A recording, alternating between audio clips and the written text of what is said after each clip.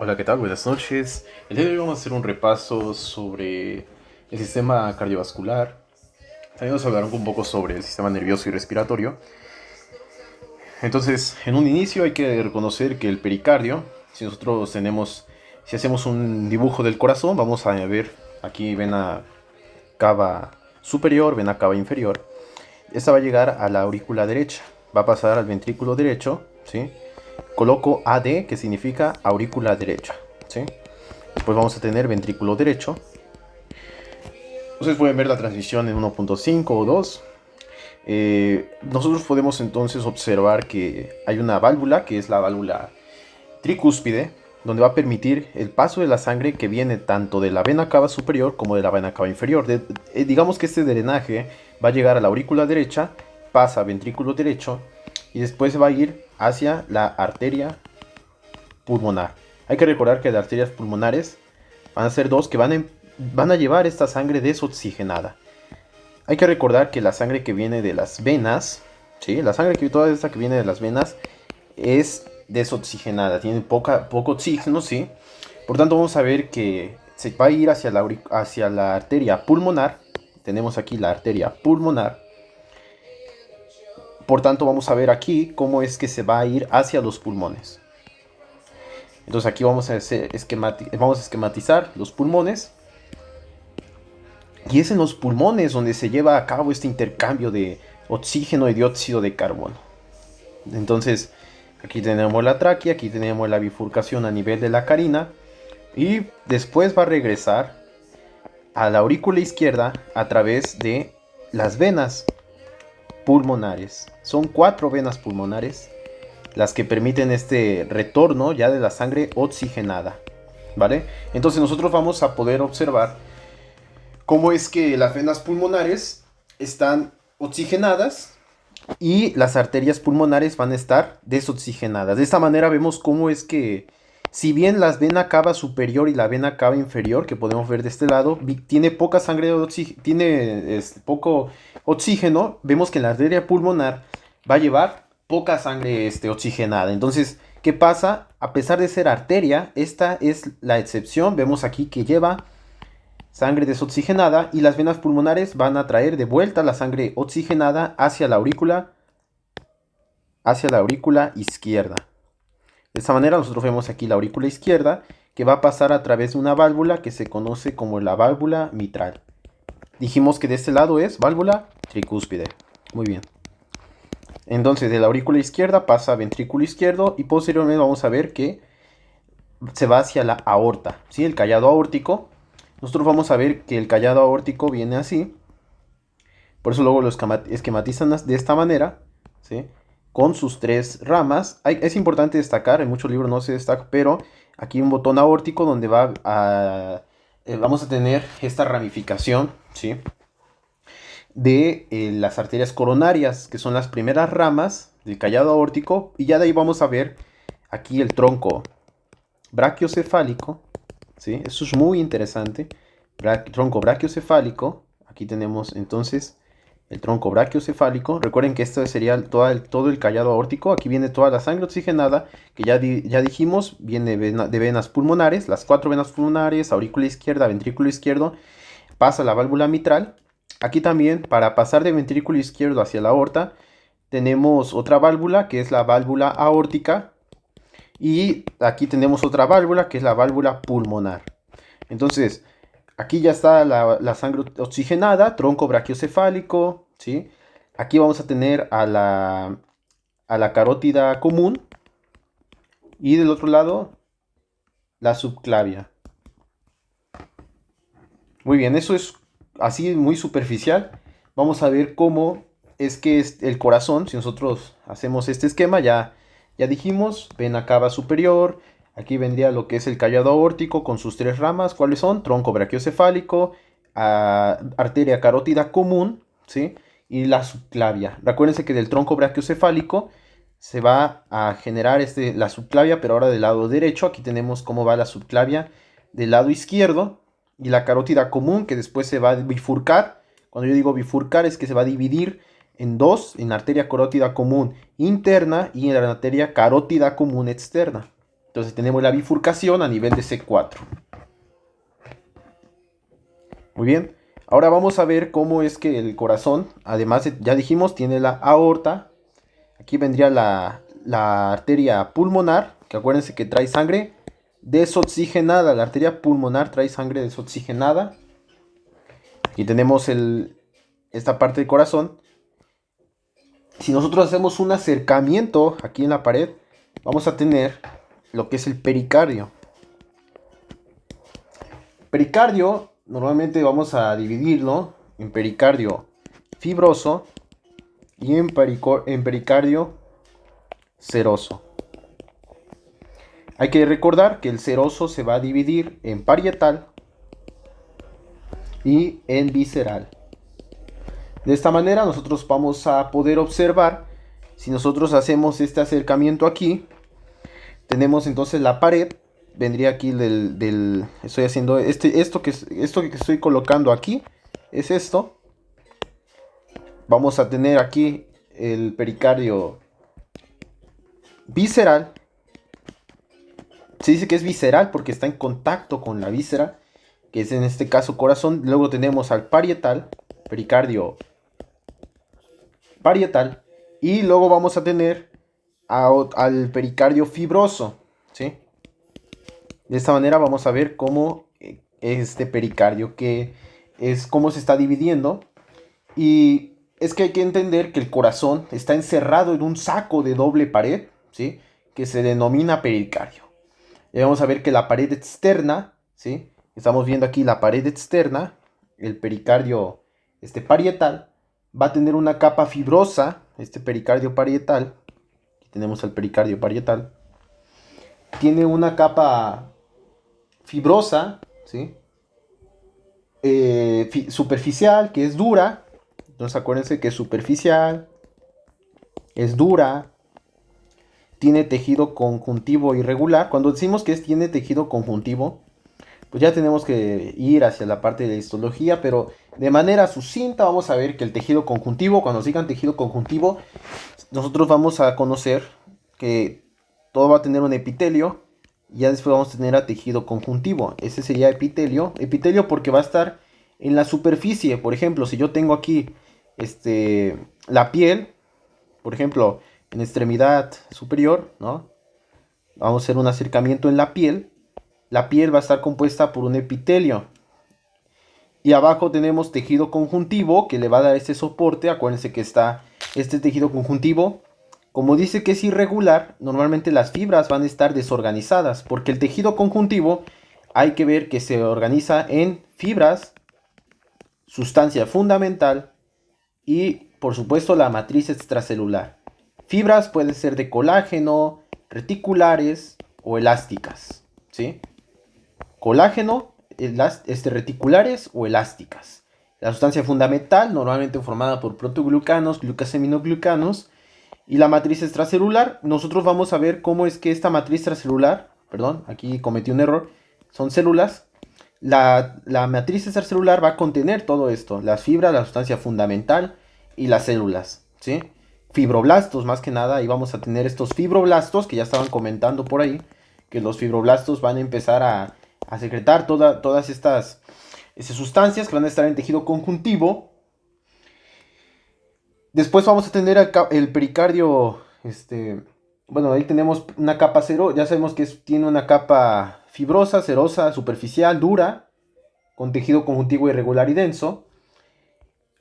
Y luego vamos a ver que se va a formar algo que se conoce como pericardio visceral. Este pericardio visceral, ya después nos vamos a dar cuenta que realmente es el epicardio. Muy bien. Hay algo que se conoce como saco pericárdico, que va a estar anclado, ¿sí?, por los ligamentos al diafragma, ¿sí?, que esto se va a encontrar por debajo y al esternón, que es anterior a él. Y se va a anclar de manera más laxa por tejido conjuntivo fibroso al tejido mediastinal del corazón. Vamos a ver que el pericardio, lo que se encarga este pericardio es aislar, ¿sí?, al corazón de otros órganos torácicos. Y ahorita vamos a ver cómo es que va a dar espacio para expandirse, pero se va a resistir, ¿sí?, aunque haya una expansión excesiva. Es importante destacar que entre la membrana parietal y la membrana visceral, miren, esta es la membrana parietal, dijimos que entre la membrana parietal y entre la membrana visceral se va a formar un espacio. Este espacio que está formado entre el pericardio visceral y parietal se conoce como la cavidad pericárdica, ¿sí? Es importante destacar que aquí en la cavidad pericárdica nos vamos a tener de 5 a 30 mililitros de líquido pericárdico. De líquido, vamos a colocarlo con una punta más fina, de líquido pericárdico. Acuérdense, la cavidad pericárdica va a estar entre el pericardio visceral y el pericardio parietal. Entonces ahí tenemos cómo es que este líquido, que normalmente es de 5 a 30 mililitros, nos dice la literatura, que va a empezar a lubricar las membranas, empieza a lubricar estas membranas y va a permitir que el corazón empiece a latir con una fricción mínima. También no va a permitir que no haya roce entre estas membranas. Es importante destacar aquí una patología que nos destaca la literatura. Nos dice que en el caso de la pericarditis, ¿sí? Las membranas se van a volver rugosas y producen un roce con cada latido. ¿Por qué? Porque en la pericarditis normalmente vamos a tener una inflamación de estas membranas. Recordemos que itis es inflamación, entonces tenemos que va a haber un roce en cada latido del corazón. Acuérdense que es de 70 a 100 latidos por minuto. Y después hay que ir destacando el epicardio, que ya dijimos que el epicardio es el pericardio visceral. Esta va a ser una membrana serosa, ¿sí? Normalmente hay que recordar que consta de un epitelio pavimentoso simple. Es un epitelio simple, perdón, que tiene una capa delgada de tejido alveolar. Es importante destacar que en algunos lugares también incluye una capa gruesa de ¿qué? De tejido adiposo, ¿sí? Y en otras áreas se va a encontrar libre de grasa y es transparente. Por tanto, es que se va a observar el músculo de miocardio subyacente, porque ahorita vamos a ver qué es eso del miocardio, pero ahorita nos encontramos en epicardio, ¿sí? Epicardio ya dijimos que es el pericardio visceral. Y es importante destacar que ahí las ramas más grandes de los vasos sanguíneos coronarios van a viajar a través del epicardio. ¿Qué quiere decir esto? Los vasos sanguíneos coronarios son los que ya les comenté, vienen de botón aórtico, aquí se empieza a liberar vasos coronarios, arterias, las arterias coronarias, pero van a viajar a través de ¿qué? De este pericardio visceral, ¿sí? Ya recuerden que todo esto es un acercamiento de aquí. Luego tenemos al endocardio, que es una capa similar y que va a recubrir el interior de las cámaras del corazón. Ahorita vamos a ver esto de las cámaras, que ya les los comenté. Y prácticamente aquí tenemos un epitelio simple, un epitelio pavimentoso simple, que tiene un tejido alveolar delgado. Es importante destacar que ese no tiene tejido adiposo, ¿sí? Vemos que el endocardio va a cubrir la superficie de las válvulas y continúa con el endocardio de los vasos sanguíneos coronarios. De esta manera aquí tenemos el endocardio. Entonces, ya sabemos, endocardio, pericardio visceral, que corresponde a lo que es epicardio, ¿sí?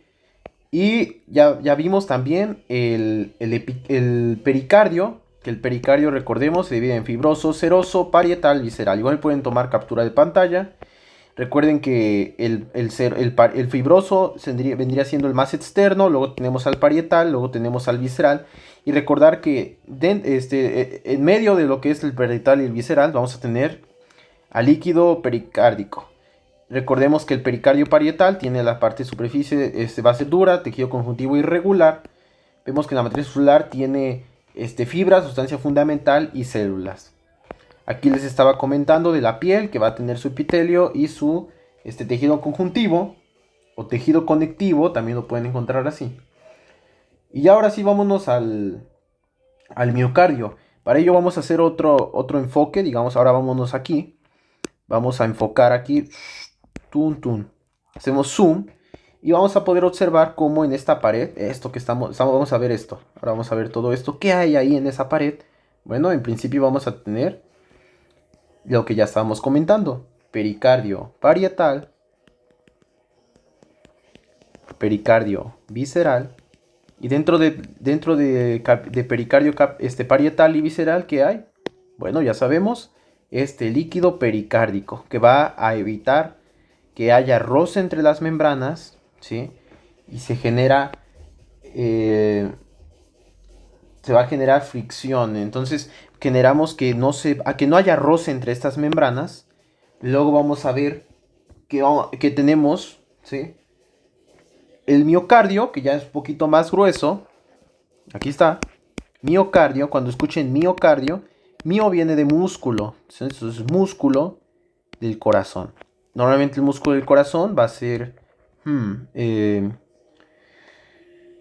vamos a ver su disposición. Ahorita de manera macroscópica, ¿no? Y justamente aquí tenemos el endocardio. Aquí tenemos el endocardio, miocardio y pericardio. El miocardio vemos que se encuentra entre el epicardio, ¿sí? Que ya dijimos que el epicardio es el pericardio visceral. Entonces aquí también podemos llamarlo como epicardio. Se va a encontrar entre el epicardio y el endocardio. Esta es la capa más gruesa y vamos a ver que su grosor normalmente va a depender de la carga del trabajo en las cámaras individuales. Ya dijimos, va a depender del trabajo que exista en aurícula derecha, ventrículo derecho, aurícula izquierda y ventrículo izquierdo. De hecho, este miocardio se puede hipertrofiar. Cuando nosotros dijimos que se hipertrofia, es que se va a aumentar el tamaño de las células.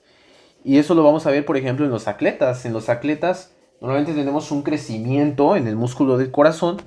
Entonces va a empezar a trabajar más. Y va a empezar a latir. Digamos que empieza a aumentar esta fuerza de contracción, que es el inotropismo.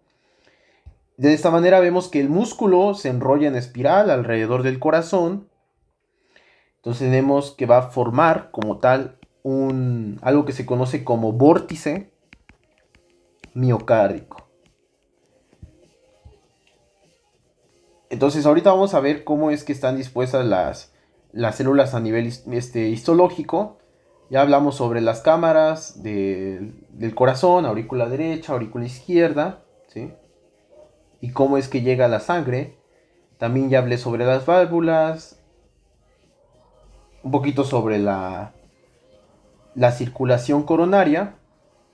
Y nos dice que si un corazón, ¿sí?, vive 80 años y late un promedio de 75 veces por minuto, se realizan 3.000 millones de latidos. Y se ha bombeado más de 200 millones de litros de sangre. Por tanto, nótese cómo es un órgano que hace un trabajo notable, ¿sí? Y bueno, vamos a ver entonces que en cuanto a la irrigación arterial, tenemos que recordar que la circulación coronaria es el aspecto más variable de la anatomía cardíaca. De esta manera podemos observar cómo la descripción que se realiza va a cubrir solo un 70-85% de las personas, ya que puede haber variaciones anatómicas, ¿sí? Y vamos a empezar con esto que es la irrigación arterial.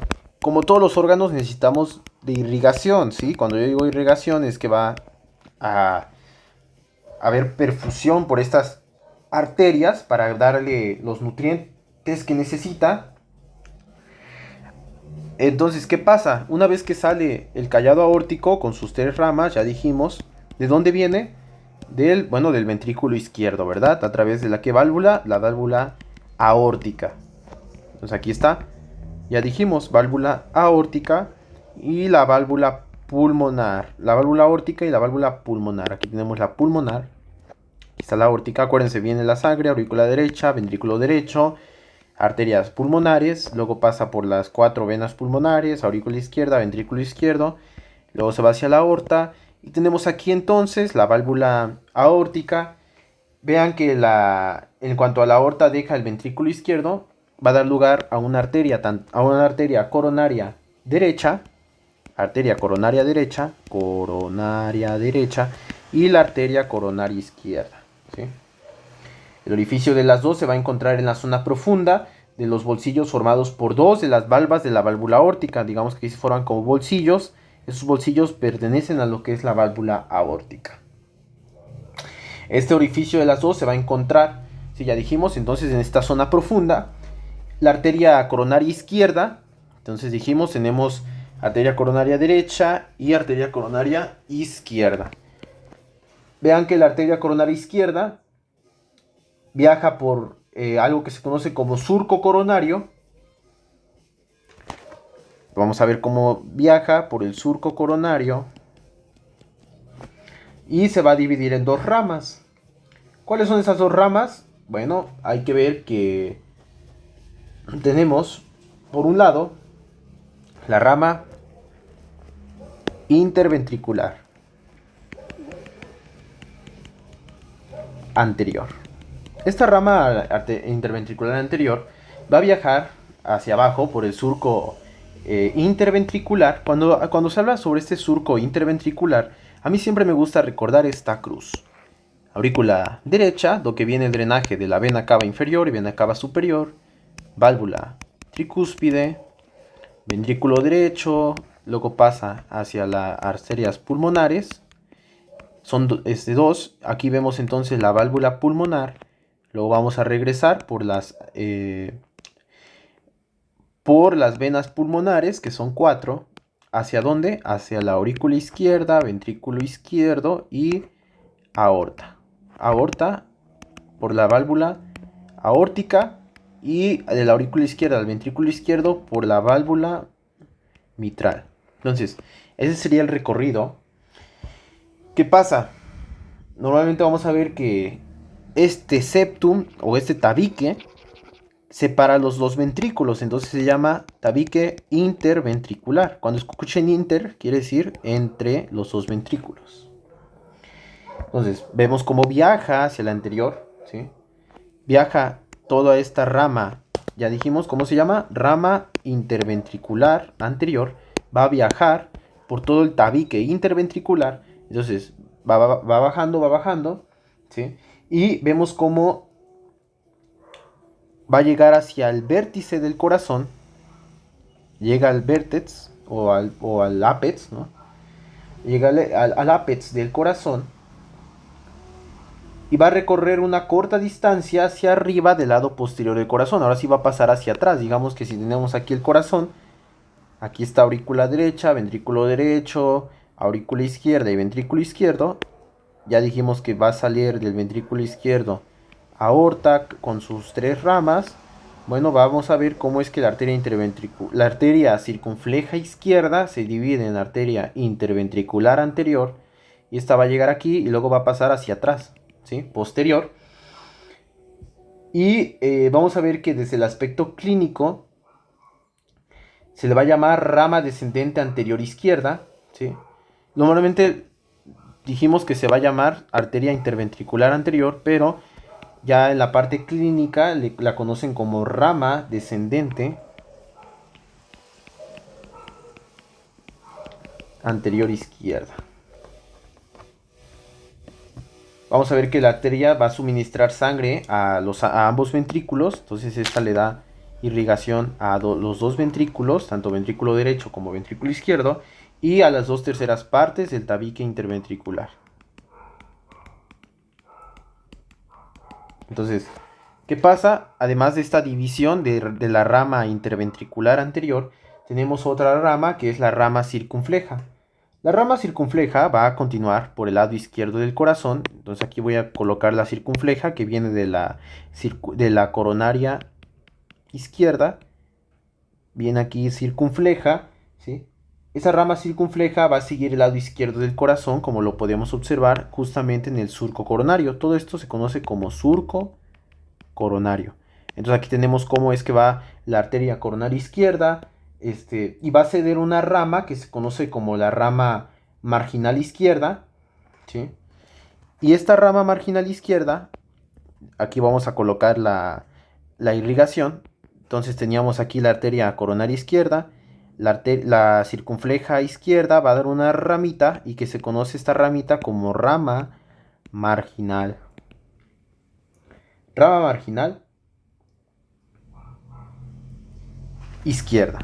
Y que le va a dar irrigación, como podemos observar, hacia la aurícula. Va a pasar por el margen izquierdo y va a entregar sangre, perdón, hacia lo que es el ventrículo izquierdo, ¿sí?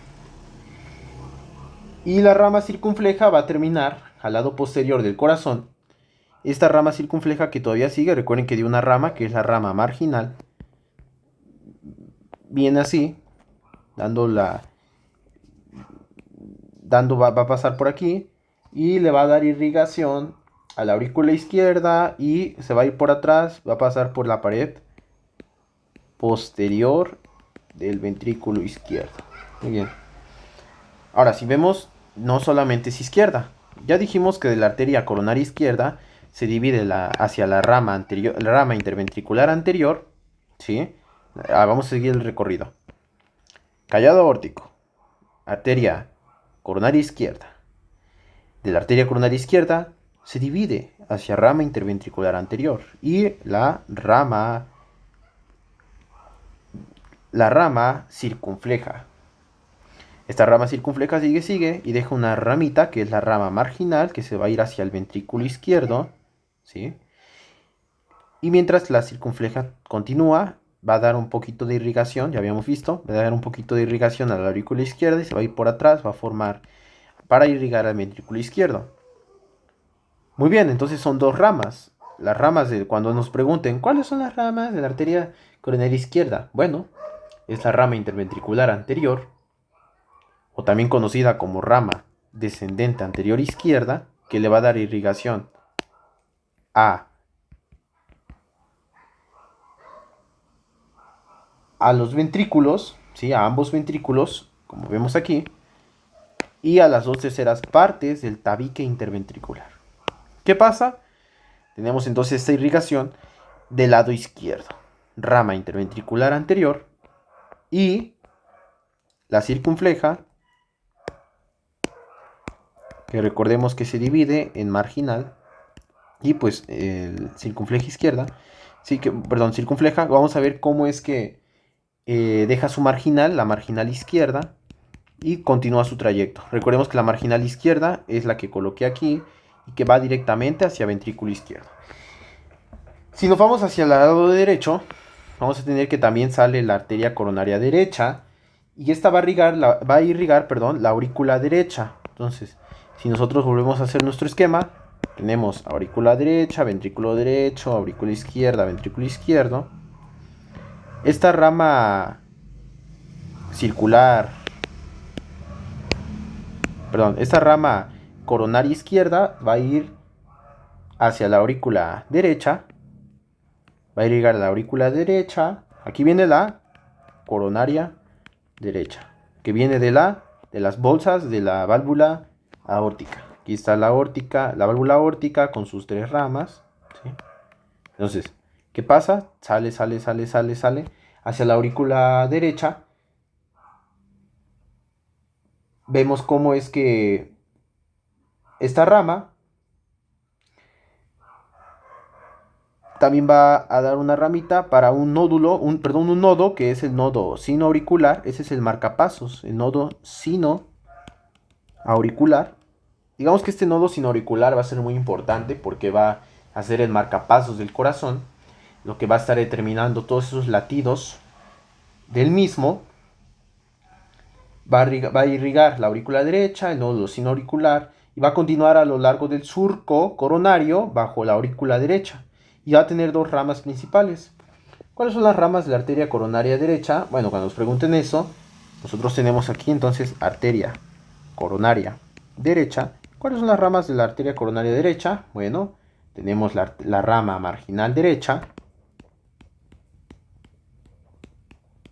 Y tenemos la rama marginal derecha. Bueno, vamos a ver la rama marginal derecha. Esta rama marginal derecha va a avanzar hacia el ápice del corazón Va a irrigar el aspecto lateral de la aurícula. ¿Qué quiere decir esto? Vemos aquí cómo va irrigando y también va a irrigar un poco sobre lo que es ventrículo derecho. ¿Esta cómo se llama? Es la rama marginal derecha. Luego tenemos otra ramita, ¿sí? Que viene de la coronaria derecha. Y esa rama de la coronaria derecha se conoce como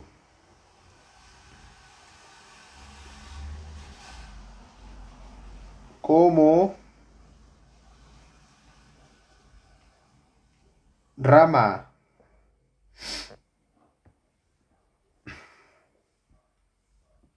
permíteme,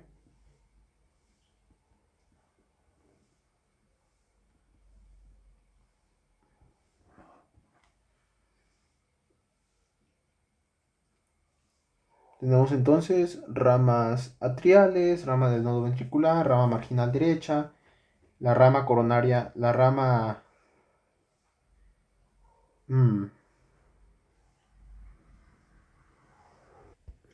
Esta continuación, ya vimos que la rama coronaria derecha da origen a la rama marginal derecha, pero es importante destacar esta ramita, continúa igualmente la coronaria derecha, todo esto, y va a empezar a dar ramas hacia otro nódulo que está un poquito más acá, que es el nodo aurículo ventricular, nódulo atrioventricular, nódulo auriculoventricular, y luego de esto va a ceder una rama interventricular. Cuando dijimos interventricular, va hacia entre los ventrículos.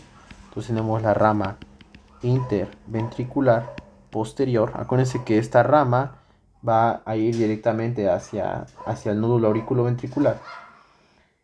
¿Qué pasa? Como esta es posterior, va a irrigar hacia la parte de atrás de los tabiques, del tabique interventricular. Por tanto, va a irrigar a ambos ventrículos, además esa parte posterior del tabique interventricular, y se va a unir con una rama que viene de la coronaria izquierda, que es la interventricular anterior. Aquí se unen. Si se acuerdan de la interventricular anterior es esta. Cómo es que baja por el tabique interventricular en la parte anterior. Entonces ahí se une. Y después hay que ver que, ya terminando con esta irrigación, entonces acordémonos, vamos a ver que tenemos la arteria coronaria derecha con su rama marginal derecha. También tenemos, esa va a ser muy importante para la irrigación nódulo sino auricular, ¿sí? También vamos a tener a la arteria, ya dijimos que va a continuar su recorrido, va a dar la arteria interventricular posterior, ¿sí? Pues ahí está la arteria interventricular posterior. Y bueno, es importante destacar que la demanda de energía del músculo cardíaco es tan importante, ¿sí?, que la interrupción del suministro de sangre al cubrir parte del miocardio puede causar necrosis en minutos. Ya sabemos que no debe haber isquemia o una baja en el flujo sanguíneo, una disminución en el flujo sanguíneo. También puede haber depósitos de grasa o coágulos a nivel de lo que son las arterias coronarias. Y cuando hay depósito de grasa o coágulos en la arteria coronaria, puede causar un infarto al miocardio o un ataque cardíaco, ¿sí? Normalmente cuando se genera esto, las arterias se van a unir. Y cuando las arterias se unen, se conoce como anastomosis, ¿sí? Anastomosis quiere decir una circulación colateral.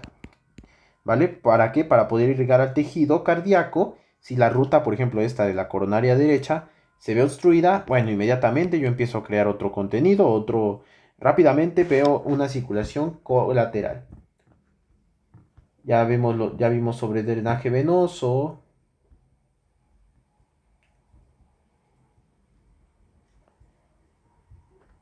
Un poquito sobre drenaje venoso. Hay que recordar que el drenaje venoso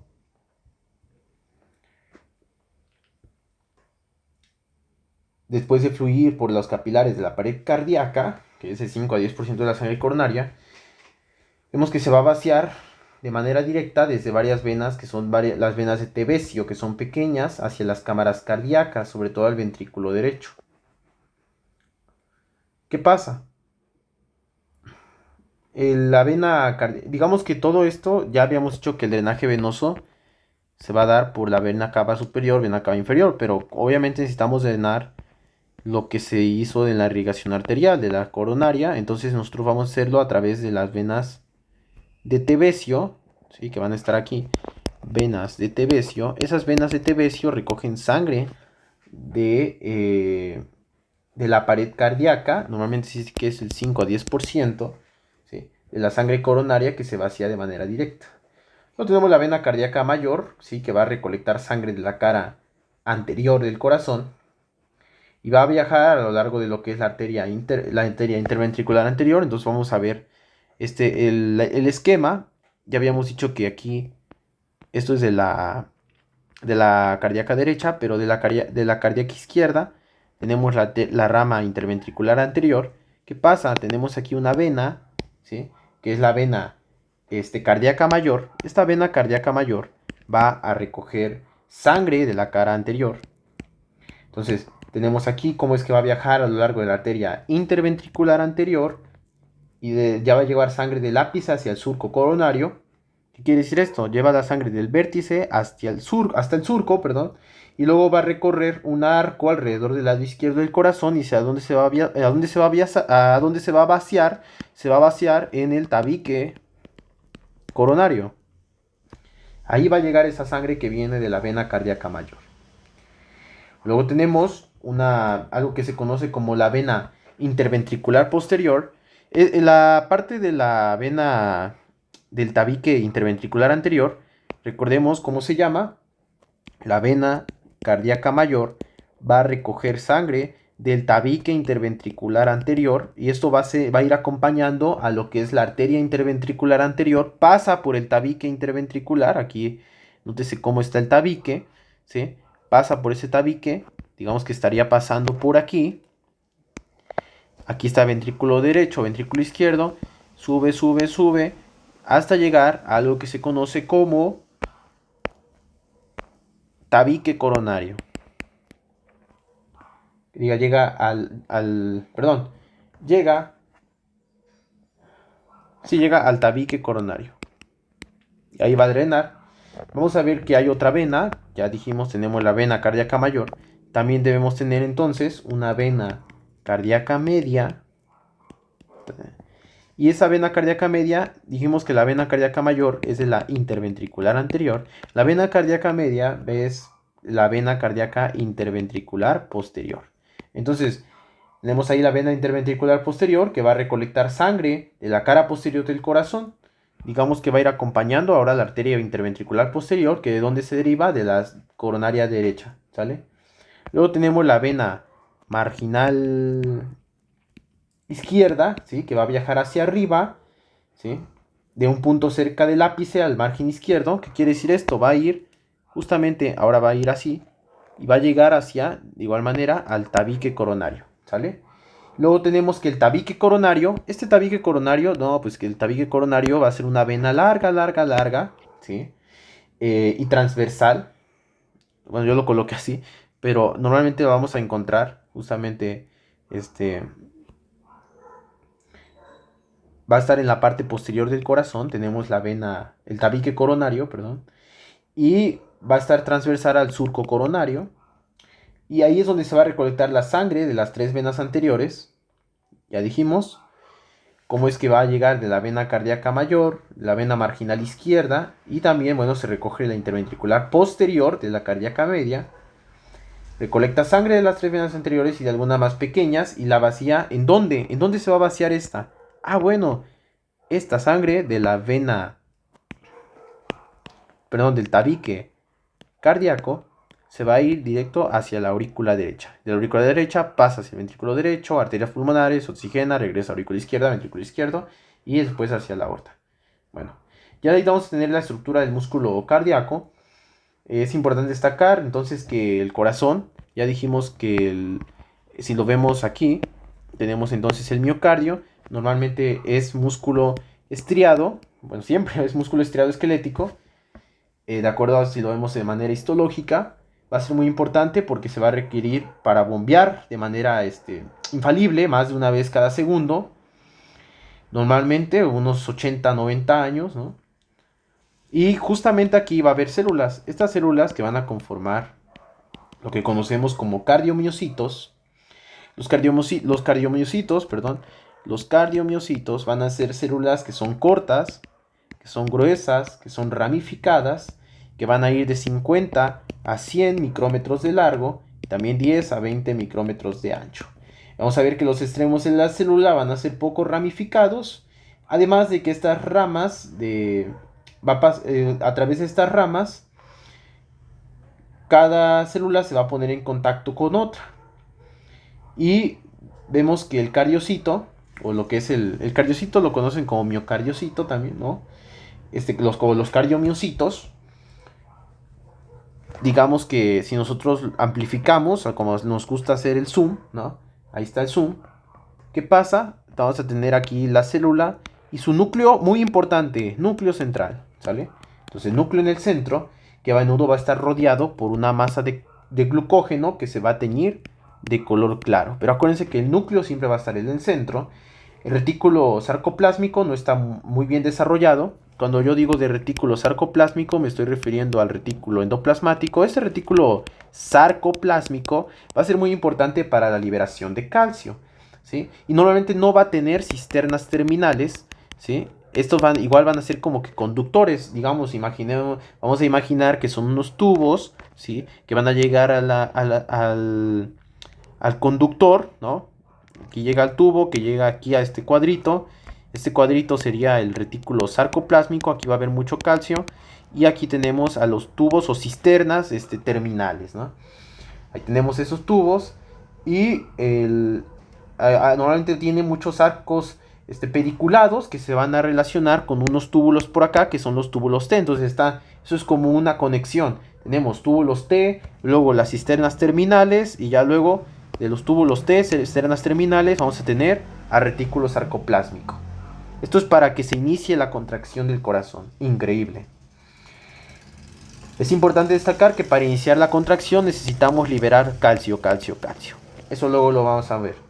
¿Qué pasa? El latido ya habíamos comentado que va a estar controlado por lo que es el nodo sinoauricular. Es importante destacar entonces al nódulo sinoauricular, que lo habíamos dibujado por aquí, que va a estar irrigado por una ramita de la coronaria derecha. Tenemos aquí el nodo sinoauricular. Este nodo sinoauricular es una zona de cardiomiocitos que van a estar modificados justamente en la aurícula derecha, ¿sí? Digamos que este cardiomiocito como que se transformó. ¿Dónde está? Por aquí lo dibujé. Dijimos que el miocardiocito que está en el centro. Ah, bueno, ahora como que se modificó. Digamos que ya está modificado este cardiomiocito. Y justamente las células que van a conformar al nodo sinoauricular van a estar modificadas. ¿Y qué va a pasar?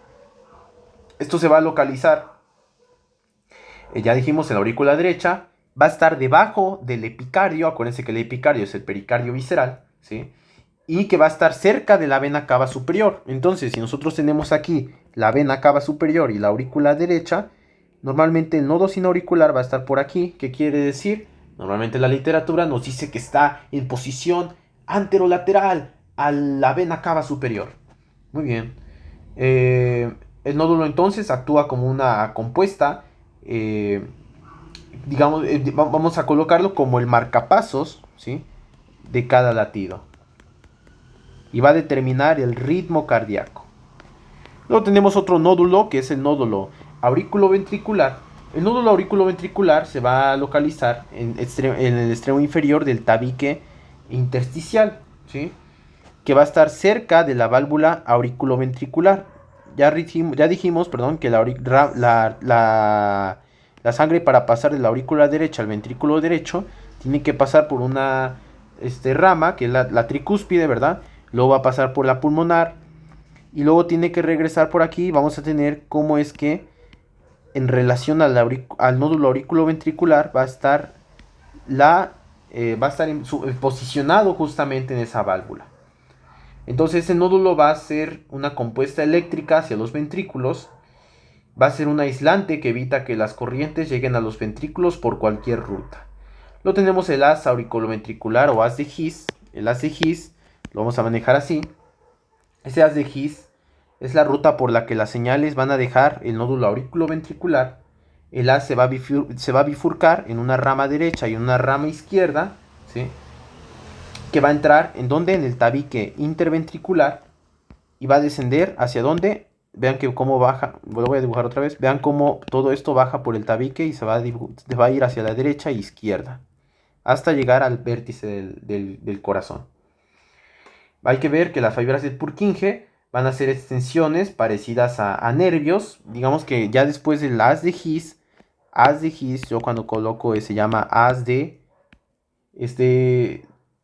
His, vamos a tener ramificaciones. Esas ramificaciones son las fibras de Purkinje.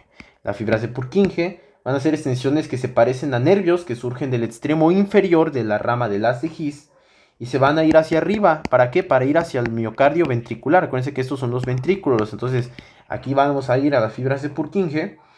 Estas fibras generan estimulación eléctrica, los cardiomiocitos, ¿sí? Y estas fibras de Purkinje llevan la señal eléctrica hacia los límites. Los cardiomiocitos van a ser importantes para pasar los iones de célula a célula. Digamos que todo esto es conducción. Calcio, calcio, calcio, calcio, calcio, calcio. Se empieza a despolarizar. Todo esto. Cuando yo digo despolarizar, eso es muy importante. Digamos que aquí tenemos la célula. Vamos a imaginarnos que es como que una tabla.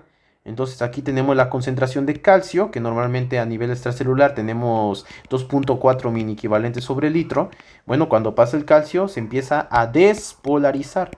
Cuando yo digo despolarizar, es que en condiciones normales la tablita siempre va a estar positivo, positivo, positivo, y aquí va a estar negativo, negativo, negativo. Pero cuando tenemos una entrada de calcio, vamos a ver que se empieza a generar positividad a nivel de la membrana. Y acá tenemos negativo. ¿Por qué? Porque empieza a haber más calcio adentro y todo esto va a conducirse, acuérdense, nódulo auriculoventricular, luego se va por la auriculoventricular, luego nodo sinoauricular, auriculoventricular, luego por el haz de His, y tenemos haz de His, luego vamos a tener haz de His rama derecha e izquierda, y luego las fibras de Purkinje. Y una vez que se completó, ya vamos a poder terminar con esto que es el ritmo cardíaco. Entonces, ¿qué pasa? Ahí se empieza a generar este paso y vemos que el corazón debe estar inervado. El corazón está inervado tiene tanto inervación simpática como parasimpática. Hay que recordar que la simpática va a elevar el ritmo cardíaco hasta 230 latidos por minuto, y parasimpático vamos a ver que se puede reducirlo hasta 20. Normalmente la ruta simpática se va a originar en los segmentos cervical inferior y torácico superior de la médula espinal. Ya pueden revisar el video de este sistema nervioso. Ahí van a ver cuál es el segmento cervical inferior y cuál es el segmento torácico superior, pero prácticamente viene de esto, del segmento cervical inferior y del torácico superior. Ahí viene la ruta simpática. Vamos a quedarnos con eso. Y las fibras nerviosas preganglionares se van a descender ahí a los ganglios nerviosos de la cadena simpática y en ellos ascienden al ganglio cervical. ¿Qué quiere decir esto? Bueno, hay tiempo. Vamos a ver. Las fibras simpáticas, cuando hablamos del sistema nervioso simpático, hay que ver que aquí tenemos la médula. Luego, al lateral a la médula hay algo que se conoce como las columnas de los ganglios paravertebrales. Entonces aquí empiezan a formar ganglios. Tenemos al ganglio cervical superior, al ganglio cervical medio, al ganglio cervical inferior. Luego tenemos a T1, T2, T3, todo esto, T4, T5, T6, T7, L1, L2, L3, L4, L5, todo esto. Todos estos ganglios van a ser muy importantes porque digamos que ya se empieza a liberar estos estímulos, ¿sí? Esas fibras nerviosas se van a extender justamente aquí Y ya luego de aquí de los ganglios, como dice ahí, las fibras nerviosas preganglionares se extienden de ahí a los ganglios nerviosos de la cadena simpática y algunos de ellos van a ascender hacia los ganglios cervicales que ya habíamos comentado. Entonces, ¿qué pasa? La ruta simpática se va a originar, acuérdense, los segmentos cervical inferior y del torácico superior. Muy bien. Las fibras postganglionares que van a surgir de aquí van a atravesar, digamos que esto es preganglionar. ¿Por qué preganglionar? Porque está antes del ganglio. Y luego tenemos la postganglionar que va a estar después del ganglio y se va a ir, va a atravesar y va a continuar. ¿Hacia dónde? Ah, bueno, va a ir hacia el nódulo sinoauricular. Entonces, todo esto va a venir, ¿de dónde? Del cervical inferior y del torácico. ¿Por qué dice cervical inferior y torácico? Bueno, es este, ganglio cervical inferior y este es el torácico. Y estos, aquí viene, miren, aquí viene la fibra de la médula espinal. Normalmente sin la médula espinal es todo esto que estamos dibujando, porque si nosotros hacemos un corte transversal a nivel de la médula espinal, vamos a tener aquí la sustancia gris, la sustancia blanca. Bueno, no, esto está mal. Vamos a poner aquí sustancia gris y sustancia blanca. Normalmente viene de la parte lateral, aquí vendrían los nervios y que van a llegar hacia la cadena simpática. Esta cadena simpática va de T1 a L2, por eso luego le dicen que es la cadena toracolumbar. Entonces aquí hasta L2, ¿sale? Pero va a ir hacia principalmente ganglio cervical inferior y T1 y sube hasta el nódulo sinoauricular. Bueno, voy a conectar esto. Entonces ahí tenemos esta relación de la inervación simpática. Ya les comenté que también tiene una inervación parasimpática. Obviamente esto es muy superficial. Aquí normalmente en el corazón tenemos receptores beta 1 adrenérgicos que van a ser, es donde va a llegar la inervación simpática, pero eso ya se abordará cuando empecemos a ver receptores adrenérgicos. Muy bien. Entonces, es importante destacar aquí que las fibras nerviosas preganglionares se extienden entonces ya, dijimos, a la cadena simpática, luego van a subir, van a terminar en el lóbulo sinoauricular, en el auriculo ventricular y también algunas ramitas, ya dijimos, como suben, no solamente van a terminar en los nódulos, también terminan en el miocardio auricular y en el miocardio ventricular, ¿sale? Ustedes pueden repetir el video, incluso a mí me gusta siempre pues verlo con calma y todo. Por tanto, vamos a ver que además de hacerlo, lo van a hacer también en la aorta y en el tronco de la pulmonar. La aorta, el tronco de la pulmonar y las arterias coronarias. Muy bien. Acuérdense que la estimulación simpática va a aumentar el ritmo cardíaco. ¿Qué hace la estimulación simpática? Simpático aumenta el ritmo cardíaco a través de los receptores beta adrenérgicos 1. También vamos a tener que aumenta la fuerza de contracción y va a dilatar las arterias coronarias para aumentar el flujo de sangre miocárdico. Eso lo hace a través de los receptores beta 2 adrenérgicos. Les digo, luego vamos a ver receptores. El ritmo cardíaco normalmente va a estar dado por el nodo sinoauricular. Acuérdense que el nodo sinoauricular se le conoce como ritmo sinusoidal, ¿sale? Ese ritmo sinusoidal normalmente es 70-80 veces por minuto. Normalmente vamos a ver que no son inusuales los ritmos que van de 60 a 100 latidos por minuto. Por eso es que siempre dicen, es que la frecuencia cardíaca, muy bien, la frecuencia cardíaca 60 latidos por minuto dado por el ritmo sinusoidal en el nódulo sinoauricular que está en la parte anterolateral de la vena cava superior. Muy bien. Luego tenemos que hay algunos estímulos como una baja de oxígeno, como un desequilibrio hidroelectrolítico. Cuando hablamos de un desequilibrio hidroelectrolítico es que no está ocurriendo esto de manera eficiente. Ojo, siempre esto va a ser en la contracción, pero luego vamos a ver que van a regresar, ¿vale? ¿Para qué? Para mantener una repolarización. Yo recuerdo que el Guyton decía que no se genera una polarización completa, ¿sí? Sino que es algo parcial. De esta manera vemos que la cafeína, la nicotina, ¿sí? Nosotros luego le metemos café, el café, la nicotina, de ahí del cigarrillo, pues vamos a ver que va a tener problemas, ¿sí? Ahí en el sistema de conducción, en el nódulo sinoauricular. Con lo cual vamos a ver que se va a precipitar un latido adicional que se conoce como la contracción ventricular, prematura, extrasístole, ¿verdad? Entonces ahí tenemos la extrasístole.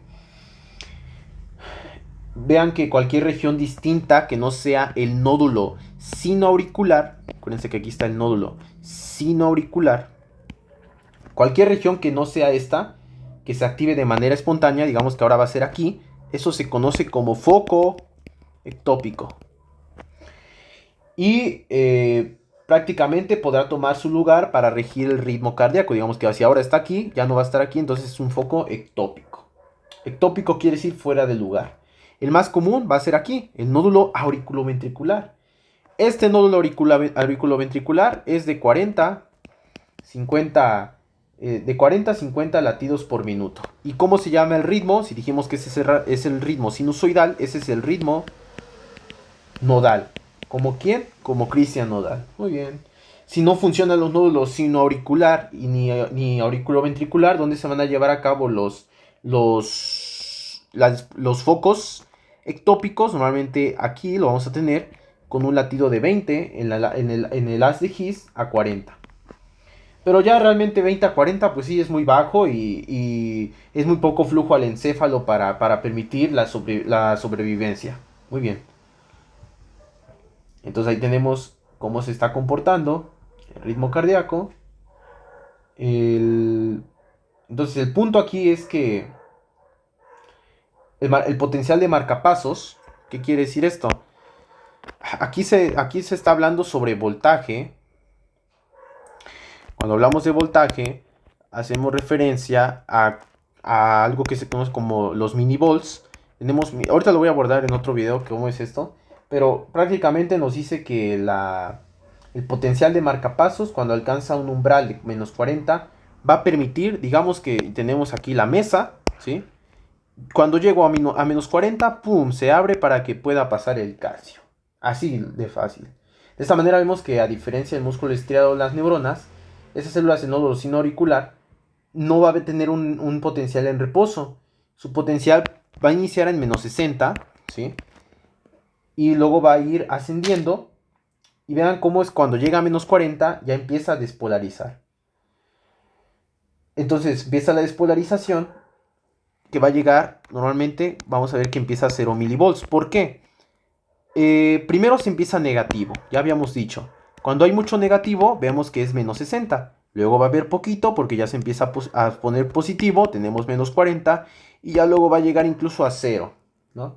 Entonces, ¿qué pasa? En ese punto se van a abrir los canales de potasio cuando llega a 0.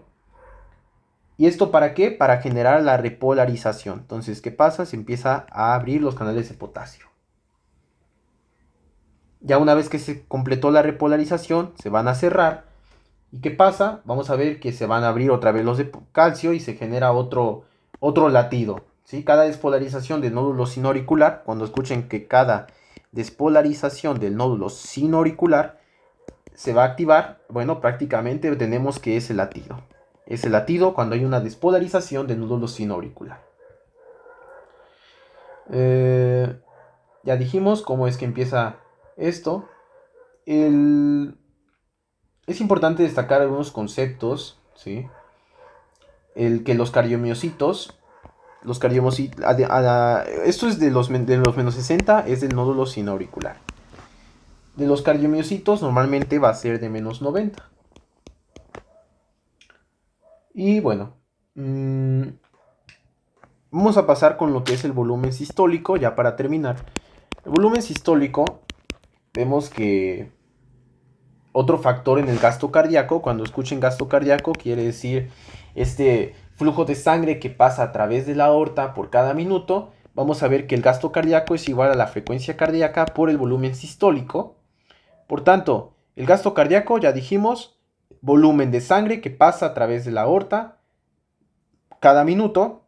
Si por ejemplo consideramos 70 y que aquí de volumen sistólico 70 mililitros, normalmente vamos a tener, entonces, si multiplicamos 70 por 70, ¿sí? 70 por 70 nos va a dar un resultado, ¿sí?, de 4.900, que es lo que luego lo redondean como, no, es que son 5 litros. Muy bien, 5.000 mililitros de gasto cardíaco. Ahí está. ¿Y qué pasa? Vemos que el volumen sistólico, normalmente vamos a tener un aumento en la precarga o en la contractilidad cuando incrementa el volumen sistólico. El volumen sistólico quiere decir que los ventrículos van a liberar esta sangre a través de la aorta y de la arteria pulmonar. Entonces, si tenemos aquí los ventrículos, vamos a hacer otra vez el esquema. Aurícula derecha, ventrículo derecho, aurícula izquierda, ventrículo izquierdo. Sístole, contracción de los ventrículos. ¿Qué quiere decir esto de precarga? La precarga normalmente va a ser, ¿sí?, la cantidad de tensión en el miocardio ventricular, exactamente antes de que se empiece, digamos, aquí está el ventrículo, empieza a generar tensión. Bueno, esa tensión es la precarga, digamos que apenas se va a empezar a contraer para expulsarlo hacia la arteria pulmonar. El otro también para expulsarlo hacia la aorta, ¿sale? Entonces, ¿qué quiere decir la precarga? Pueden apuntar: cantidad de tensión en el miocardio ventricular exactamente antes de que empiece a contraerse. Entonces, tenemos también otro principio que es la ley de Frank-Starling. La ley de Frank-Starling normalmente nos dice que cuando entra más sangre, bueno, se va a distender más, o a mayor precarga, mayor distensibilidad del corazón. Mayor precarga, mayor distensión. ¿Para qué? Para poder acumular toda esta sangre y permitir que haya una excelente tensión y posteriormente contraer. La contractilidad, ¿qué quiero decir esto cuando hablo de contractilidad? Es que es la fuerza que el miocardio se contrae para una precarga predeterminada, ¿sí? Entonces, ¿qué pasa? Hay un incremento en que los cardiomiocitos empiezan a contraerse. Contracción muscular es un tema muy importante y posteriormente sí voy a empezar a hablar de contracción muscular. Acuérdense que la contractilidad, ya habíamos dicho que la contractilidad se conoce como inotropismo. Esa es una de las propiedades del corazón, el inotropismo.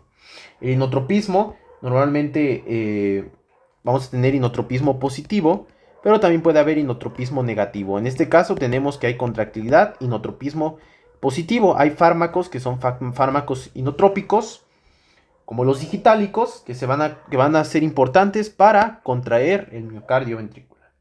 Ya tenemos la poscarga, que la poscarga es la suma de todas las fuerzas que debe superar un ventrículo antes de inyectar la sangre. Entonces, ahí tenemos cómo es que prácticamente esta poscarga se empiezan a sumar fuerzas. ¿Para qué? Para que el ventrículo pueda, ¿sí?, eyectar la sangre. Pero para ello debo superar las fuerzas. Por ejemplo, la presión de la sangre en la aorta. La presión de la sangre en la aorta, normalmente, si tenemos aquí la aorta, va a ser de 120 sistólico. Y ya la diastólica tenemos de 80 por relajación. Los ventrículos, y vemos que el tronco pulmonar, ¿sí?, va a ser igual. Estas arterias pulmonares por las válvulas, por la válvula pulmonar.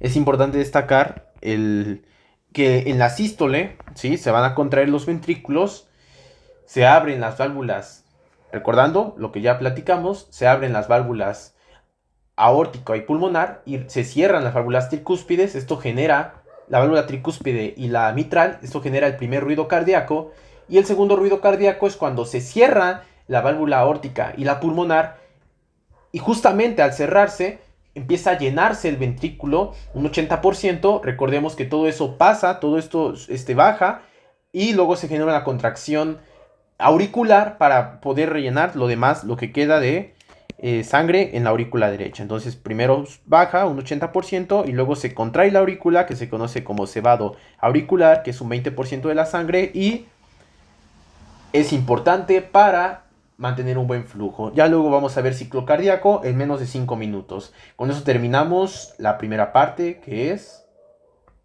cardiovascular.